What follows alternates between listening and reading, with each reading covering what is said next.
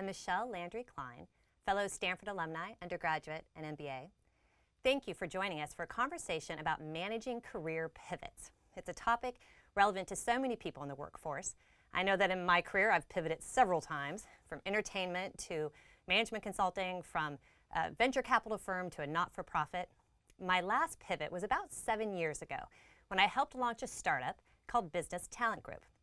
It's also where I met our guest speaker, Jody Greenstone Miller. Jody is the founder and CEO of Business Talent Group. BTG is a marketplace for independent business talent to connect with companies for project-based work. Jody is also a lead thinker on the topic of the future of work and has frequently written for and been profiled in every major media news outlet. Before she started BTG, she had made a number of career pivots herself. A lawyer by training, she was an investment banker. She was special counsel in the White House. She was COO of Americast, a telco company.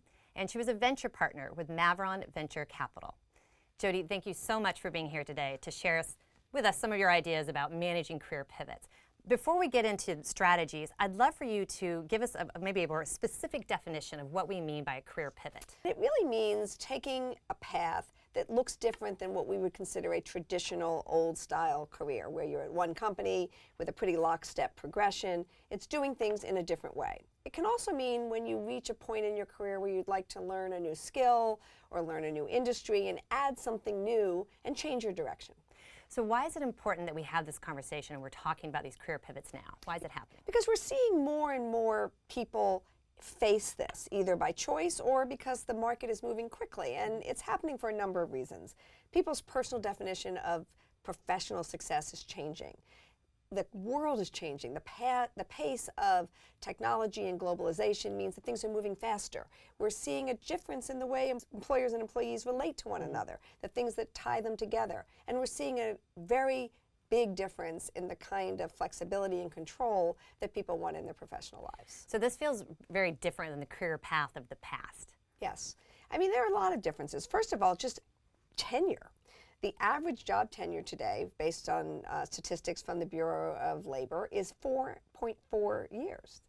If you look at the younger generation, we're seeing half of that, so 2.5 years at the most. That's very different than careers of the past when people were there 25, 30 years. Second, if you're not at a company a long time, it's very hard to fit into what would be considered the traditional lockstep career path.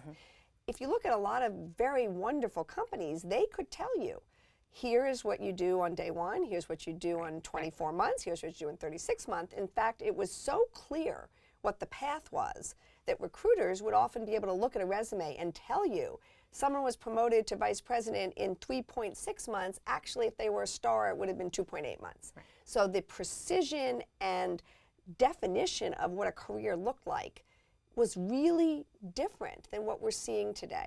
And you're also seeing a rise of an independent professional. Recently, Elance, which is an online market place for freelancers and for the Freelancers Union, came together and showed us that there are 53 million people today, which is a third of the workforce, who self-identify as doing freelancer independent work. These are big demographic changes, and I think you're seeing that drive affect what a career looks like.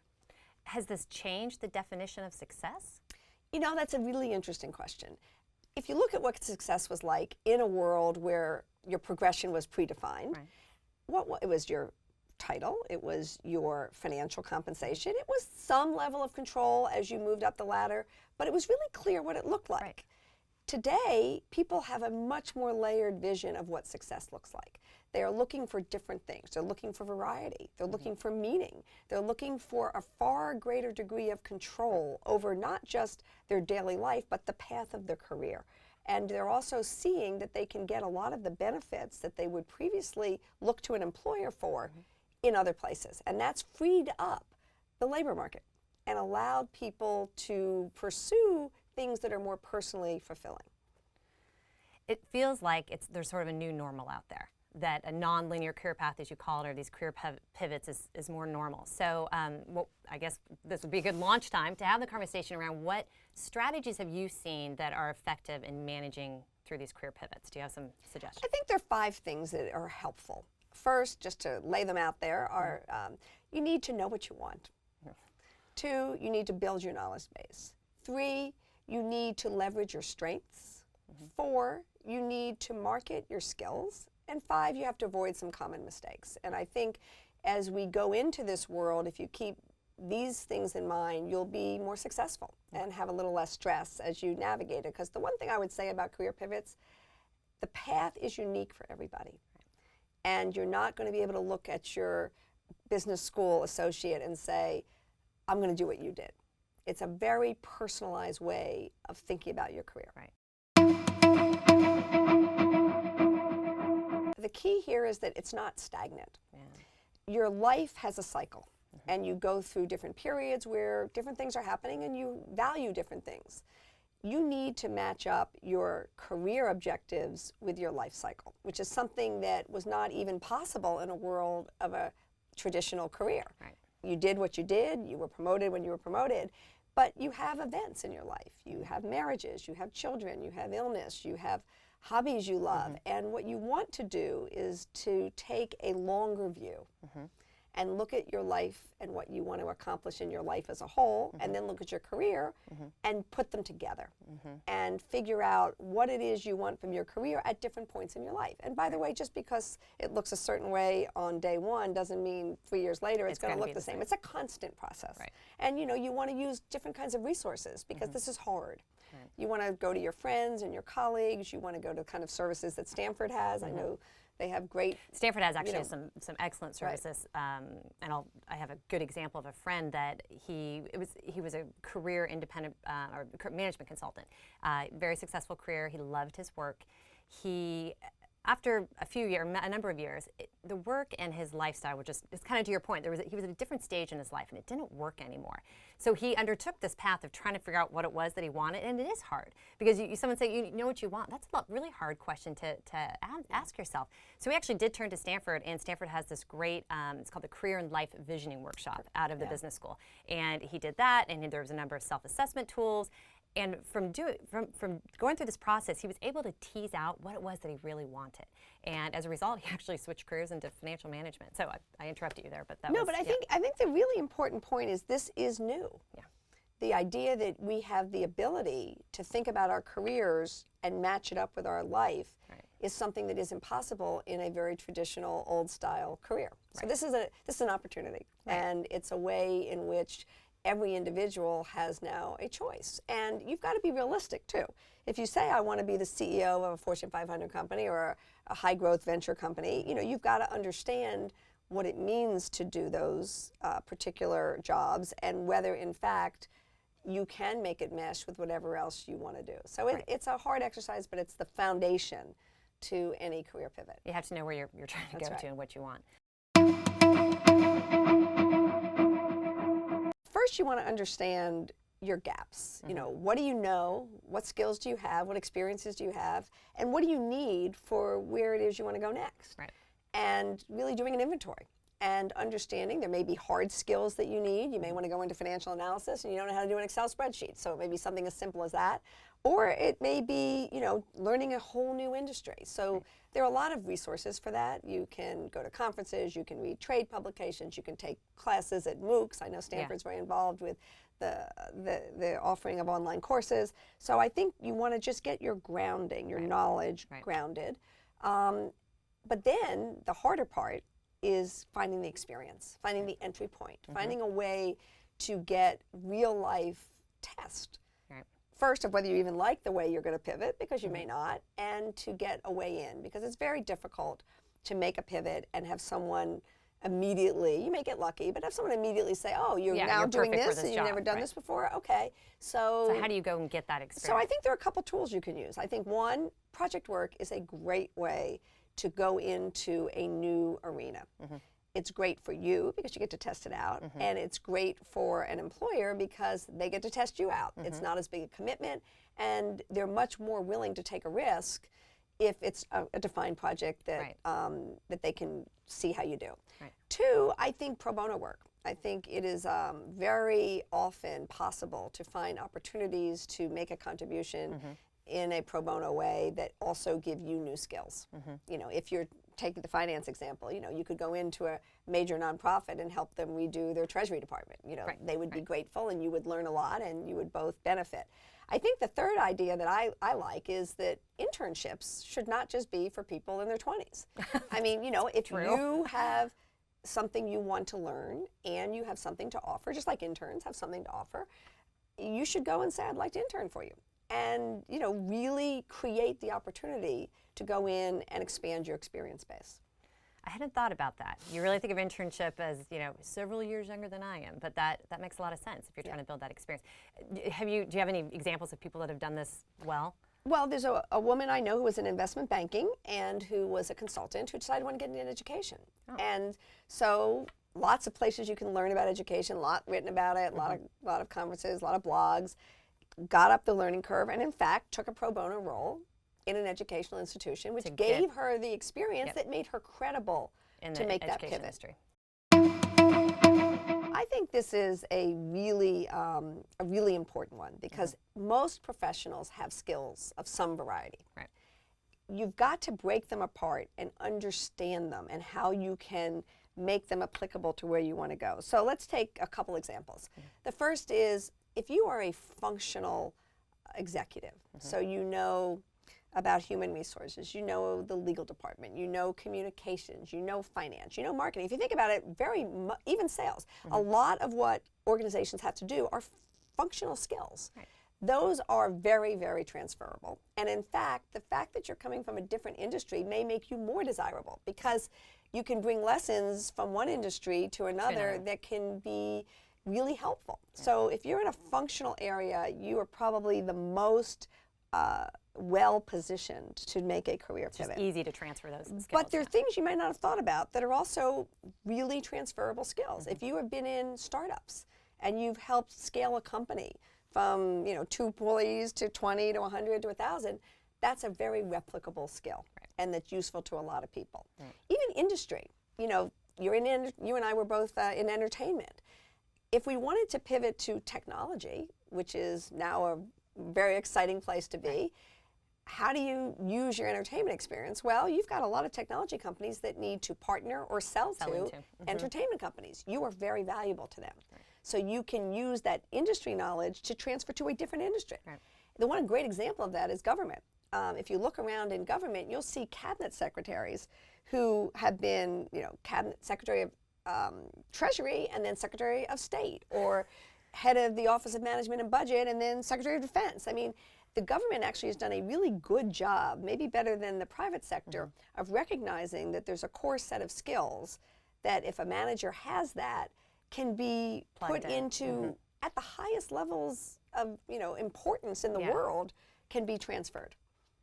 So it's something to think about and to look at your skill set and see the gold nuggets in it, and pull them out and be able to imagine how you could apply them in a new venue. This actually reminds me of someone that, and I think you're going to know who I'm talking about, that works with our company. Yes. Who is, she's just a career manager, and she'd had many years of career high-powered jobs in Fortune 100 companies.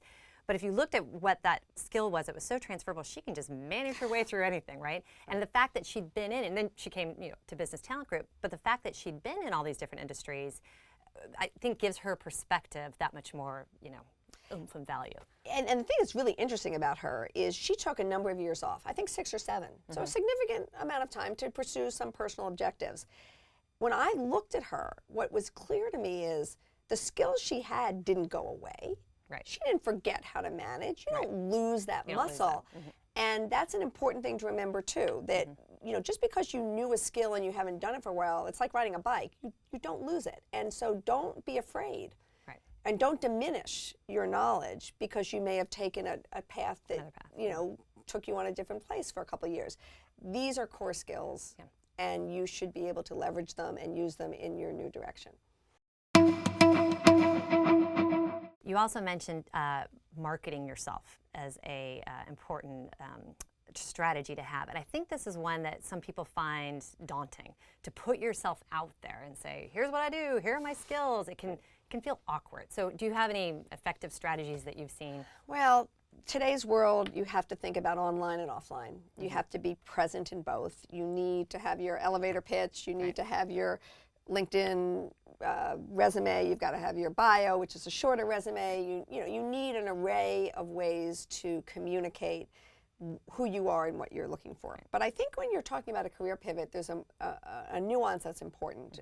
You need to connect the dots for people. You can't expect them to do it for you. So if you are looking to make a pivot and your resume is a chronological list of what you've done, which is pretty much the norm, standard, right. that often won't be enough, because it's you who's thought through why this makes sense. Right. It's you who's thought through what it is that's relevant from your past to your future, and you need to make that clear.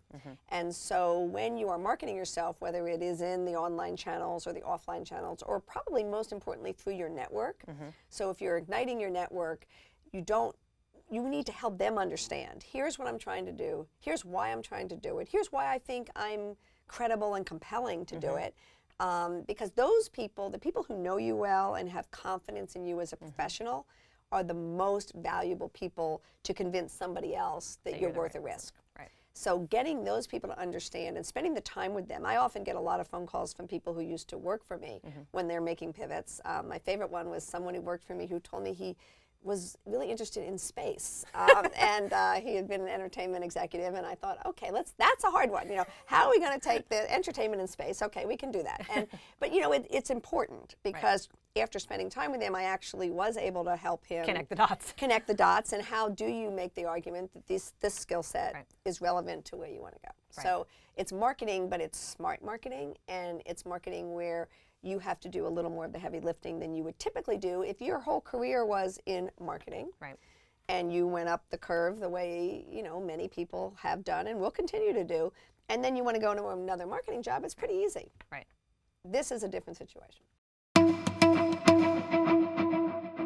I think we've gone through about 4 strategies of things to do, but I was intrigued by something you said, which was to know how to avoid common mistakes. What do you see as common mistakes that people make in career transitions? So, the first is, and we talked about it, be realistic. Yeah. A, this is not easy. B, it can take time.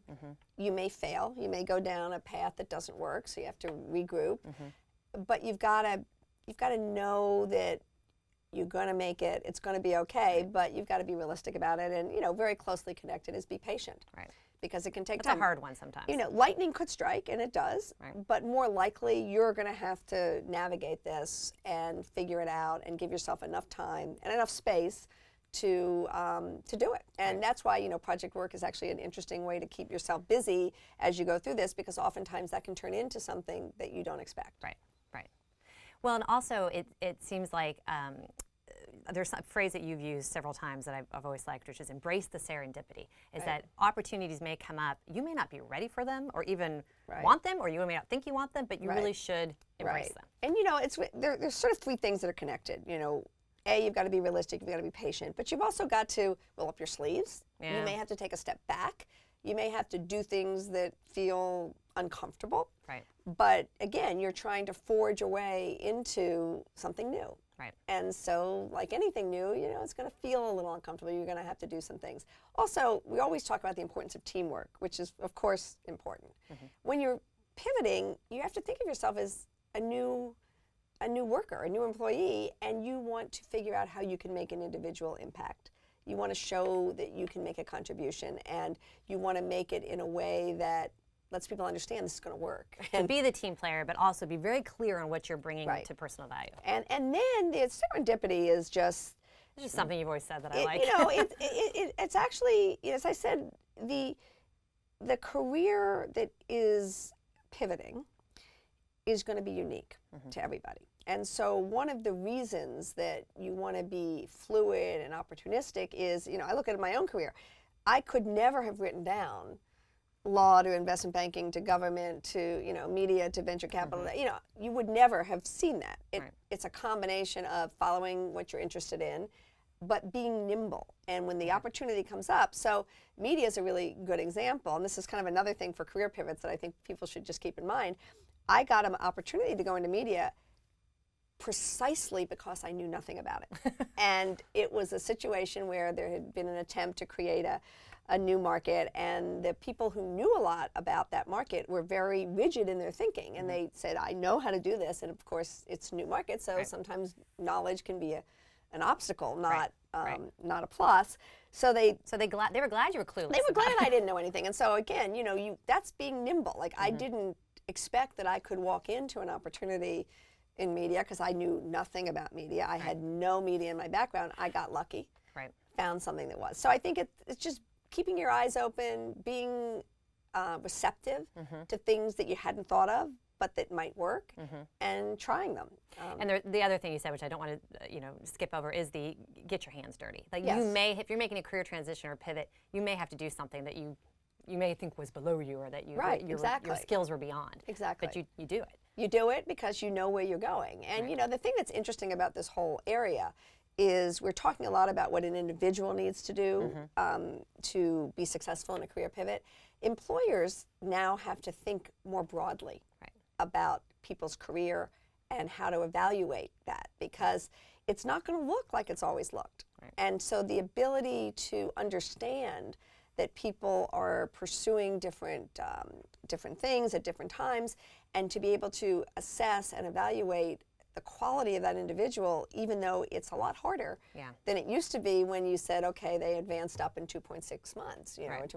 And so I think it's a new skill for employers too, to be aware that this is happening at the rate that it's happening, and to adjust their own expectations and skills, honestly, in order to recognize the great talent that's out there that is pursuing a different path. It really does feel like a new normal. I think we're going to see more and more people who, both again by choice or by happenstance, are finding themselves looking to make a career pivot, and I think they should feel excited about that opportunity, and excited about where it might take them. And it's such an important topic for individuals as well as for, as you said, companies that need to access this talent. Jody, thank you. This has been a very helpful conversation, and I appreciate you being here. Also want to thank the Stanford Alumni Association, the Graduate School of Business and Business Talent Group for hosting the session today, and want to remind all Stanford alumni that there are numerous career services and tools available on multiple sites, but at Stanford Alumni Services as well as the GSB Alumni Career Services. There's a number of tools that you can access for all of your lifelong career transition needs. Thank you very much.